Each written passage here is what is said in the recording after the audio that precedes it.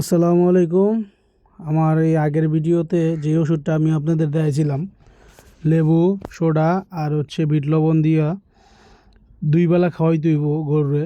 যদি গরুর মুখে রুচি না থাকে, যদি কিছু না খায়, ওষুধে কাজ না করলে এই ওষুধে কাজ করবে। এটা প্রাকৃতিক ওষুধ, এটাতে কোনো যেমন ঝামেলা নাই। আমি এই কালা গরুটারে এই ওষুধটা দিছিলাম, 3 দিন খাওয়াইছি। 3 দিন খাওয়ানোর পরে এখন আপনারা নিজেরা এই রেজাল্টটা দেখেন, এই গরুটা কীভাবে খাইতেছে।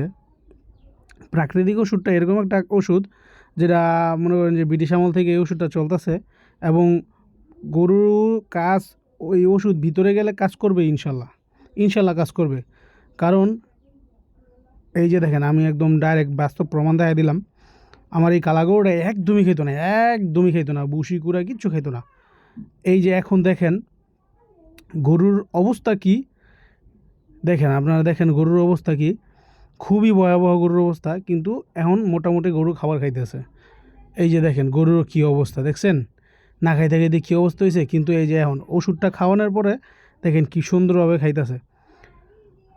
আপনারা চাইলে এই ওষুধটা সেভ করে রাখেন, এবং কোনো গরুতে সমস্যা হলে এই ওষুধটা খাওয়াইতে পারেন। যদি গরু না খায়, অবশ্যই আমার চ্যানেলটা সাবস্ক্রাইব করবেন, শেয়ার করবেন, যাতে আপনাদেরকে আরও ভালো ভালো ওষুধ এবং পরামর্শ দিতে পারি। আমার সাথে থাকেন সবসময়, আমি আপনাদের ইনশাআল্লাহ পরামর্শ দেব।